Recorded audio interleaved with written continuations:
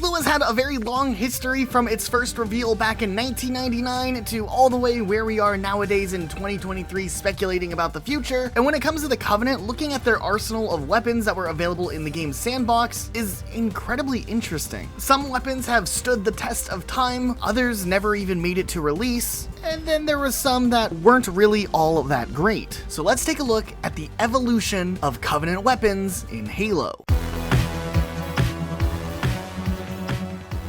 Now before we jump into it, instead of giving you this long ad read, if you want to support our channel, consider buying Gamer Supps with code ROCKETSLOTH. You can get a cool cup like this or some tasty flavors to add to your water. Guacamole Gamer Fart is my favorite. It's like a strawberry lime flavor. Anyways, use code ROCKETSLOTH. That's it. Okay, to the video. Now all the way back in the day, 1999, there was the Halo Mac World demo where they showed off a little bit of what would become the Halo we know and love today, though things looked very different back then. Now in this first trailer, things were pretty limited as to what weapons were shown. We can see an early version of the plasma rifle and maybe a fuel rod cannon. But a year or so back, Marcus Leto actually revealed that he had a working demo of that build of the game, and he had released some footage showing off some other weapons that were in the build back then. There was a concussion gun that kind of uses a shotgun sound effect. There was the early energy sword, which we actually saw Master Chief use in the 2000 trailer for the game. There was the excavator, which I don't really even understand what this thing does looking back at it. There was also a weapon called the gravity rifle, which had a very high fire rate and actually was a weapon that fans had been able to mod back into Combat Evolved, but it kind of is a little bit like a sentinel beam. There was a gravity wrench, which is kind of like a grenade launcher, but it charges up and shoots like an energy ball. There's this weapon called the microwave gun. We don't really know much about it, but it existed. And then there was a weapon called the particle beam rifle, which likely was the Covenant's sniper rifle, though this ended up getting scrapped and replaced with a different weapon called the Covenant sniper weapon, which was shown off in some early screenshots, though this also ended up getting scrapped as well. So there actually was no Covenant sniper rifle in Combat Evolved. So let's go ahead and jump to Halo Combat Evolved. Now back then, the sandbox of Covenant weapons was actually pretty limited compared to later iterations of Halo. Firstly, there was the plasma pistol, the weapon that most grunts and jackals wielded. Not really too much of a threat on the easier difficulties, but it could get pretty challenging on higher difficulties. And in the multiplayer side of things, it could come in handy from time to time. Then there was the iconic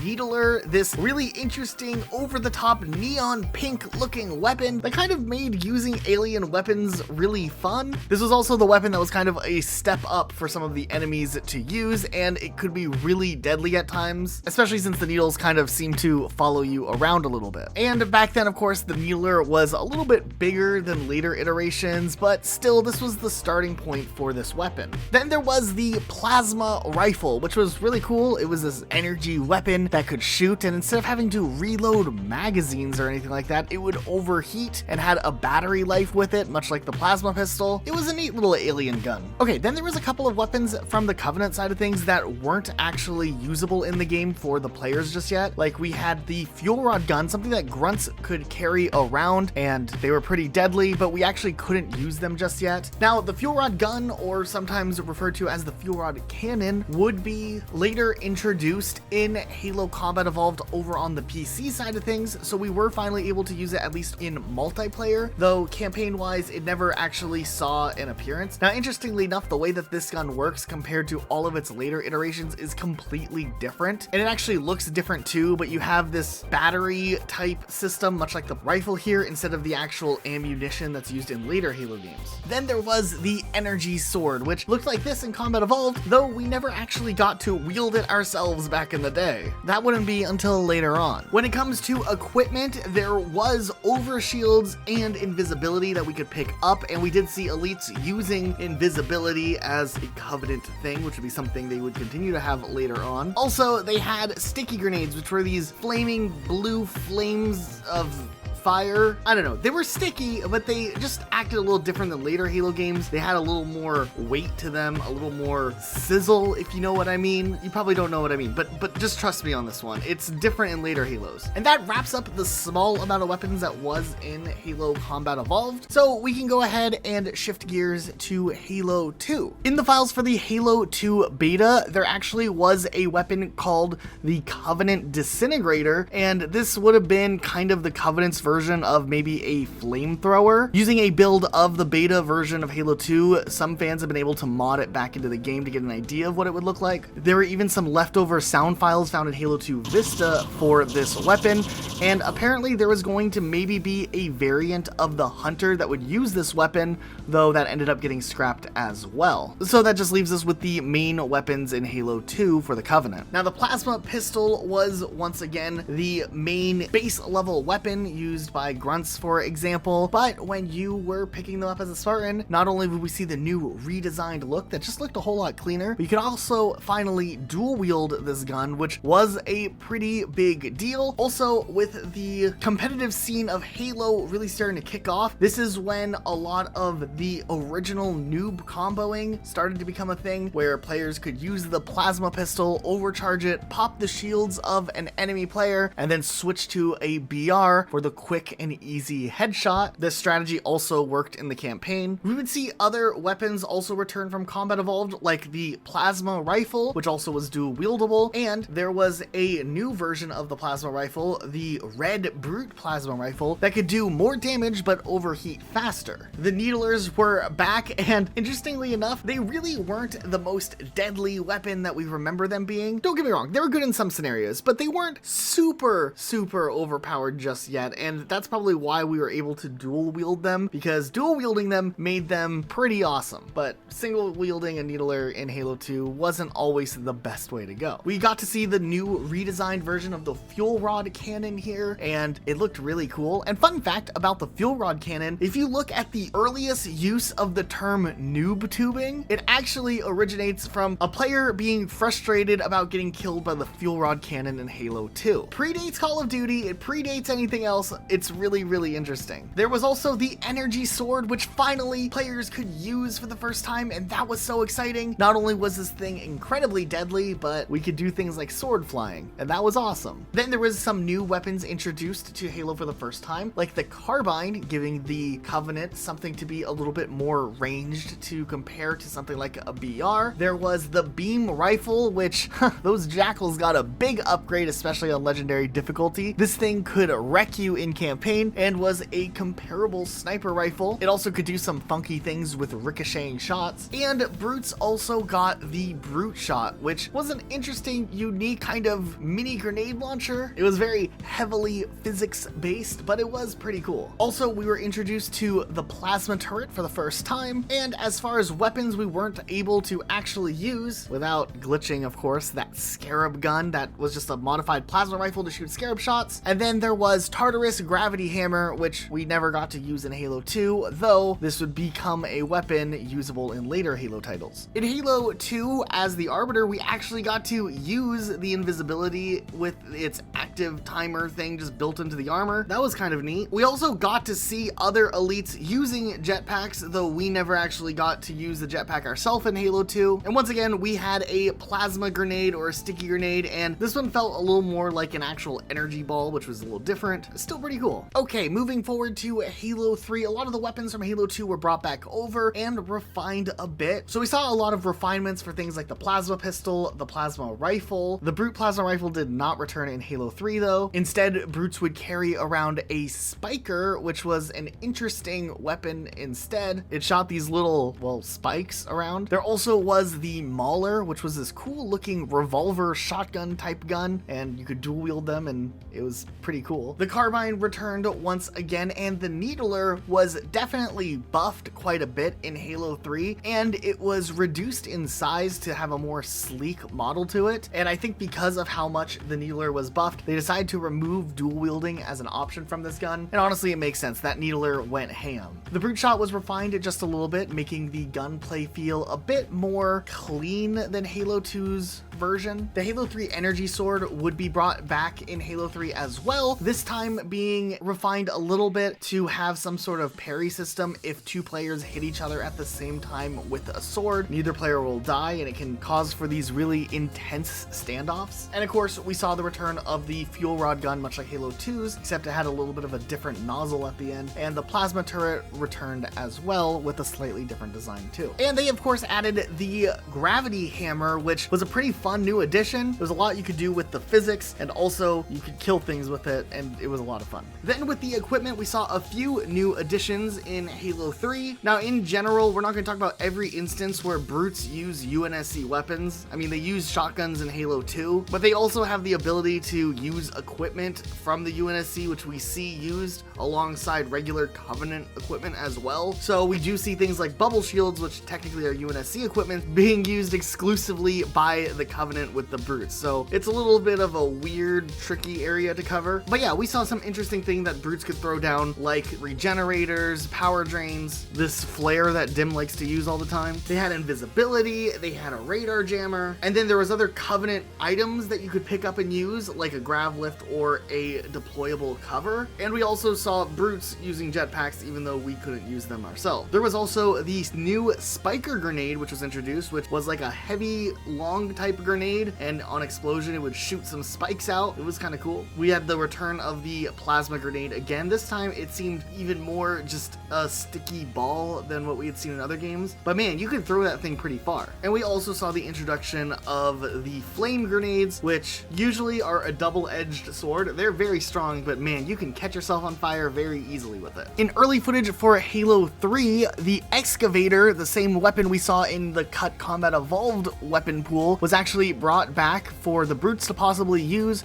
though it looks like this was later transformed into what we got in Halo 3 as the Mauler. Halo 3 ODST. This game brought one new weapon from the Covenant side of things in, which was the return of the Brute Plasma Rifle, which was pretty similar to just the regular plasma rifle, except it was red. I don't think they had fully implemented the difference in balancing for Halo 3 ODST, though when it was later added into MCC's Halo 3 multiplayer, it was balanced more closely to Halo 2's version. Halo Reach was interesting. This was when we saw a shift in the approach to the sandbox. We saw the removal of some weapons in favor of the introduction of new weapons. For instance, we had to say goodbye to weapons like the carbine, the brute shot, the beam rifle, and the Mauler, but instead we got some new weapons to replace them. Like, instead of the carbine, we got the needle rifle, which was really fun to use. It was kind of like a carbine that could cause super combined explosions. We got the new and improved plasma repeater, which had this different overheat function where you could kind of drain it on your own and recharge when you wanted to, but they didn't cut the plasma rifle out because of this. They still kept the plasma rifle in the game because of the legacy of that gun being in every game. Instead of the beam rifle and the sentinel beam from the Forerunner side of things, we got the focus rifle, which was a hybrid version of both of these together. And instead of the brute shot, we got the concussion rifle, which was kind of a shinier and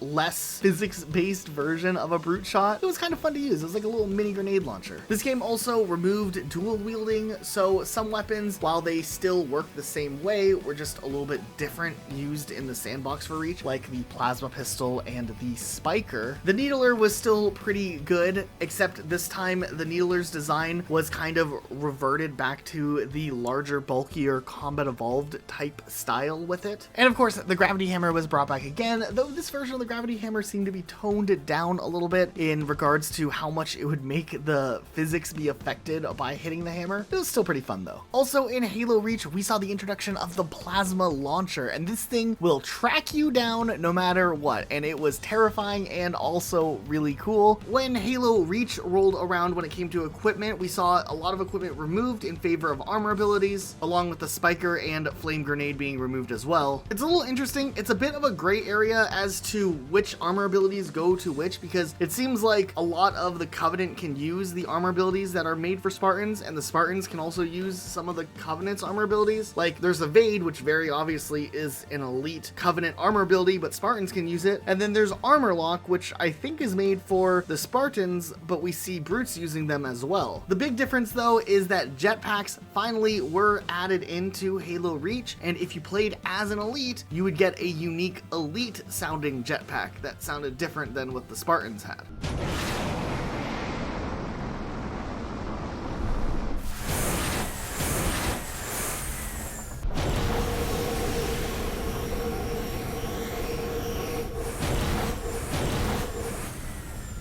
Then we get into the 343 era of Halo, and we can start off by looking at Halo 4, which did a couple of interesting tweaks to the sandbox. Firstly, we saw some of the Reach weapons removed in favor of bringing back some Halo 4 weapons. For instance, we had the Storm Rifle introduced, which was kind of a more aggressive version of the Plasma Repeater. It shot pretty quickly, and this gun would replace the Plasma Repeater and the Plasma Rifle, so we were starting to see a new version of the Covenant with a different sandbox of weapons already right away. We did see the Carbine return from Halo 3, first time in a while since it wasn't in Halo Reach. Otherwise, for the most part, the main weapon set that you had in the older games are still there. We get to see our Needler, our Plasma Pistol. We did get to see the Concussion Rifle stick around, and we did see the Beam Rifle finally make a return after its hiatus in Reach with the Focus Rifle there. The Fuel Rod gun also returned here. Another interesting thing about Halo 4 is that despite the fact there's no brutes that we fight against, the Gravity Hammer is still in the sandbox, and it is in the campaign in one section, and it is in multiplayer. So it is kind of funny that this thing's still stuck around. Also, when it comes to the Halo 4 Plasma Pistol, in the game files, it looks like there was a plan to redesign this Plasma Pistol altogether, and you can find models in the game files for essentially the Halo 5 Plasma Pistol. So maybe during development they ran out of time and they just went with a design more similar to the Reach design and saved that Plasma Pistol for Halo 5. But yeah, this also exists in the game files. And then Halo 2A brought back a lot of classics from Halo 2, though nothing really new. We did get a red energy sword though, which looked pretty awesome. Okay, going into Halo 5, there's already a couple of weird things going on with this game. Like there's a Warthog that has a Needler gun on it, which is pretty badass. But let's focus on just the main things that were introduced in Halo 5 first. So the main sandbox that the Covenant uses is the Beam Rifle, the Plasma Rifle, which is finally back after being gone in Halo 4. We got to see the Energy Sword and its different variations. Halo 5 had the Fuel Rod gun, and of course we see guns like the Needler and the Plasma Pistol here as well. Halo 5 once again still has the Gravity Hammer, despite the fact that the brutes weren't enemies in this game also. Also in Halo 5, you could use the Hunter Cannon in the multiplayer, which was really awesome. And then of course the multiplayer also had a bunch of variations and variants of all of the weapons there. There was some cool new versions of weapons. There was some interesting throwback weapons like the Halo 2 Beam Rifle being its own weapon. I was always a fan of this version of the sandbox. Also in Halo 5, there was a plasma launcher that grunts could use in Warzone Firefight, which was interesting because if you killed the grunt, you could pick up the weapon, though it didn't work correctly, and it would later be removed from the game altogether, so we don't really know what was going on there.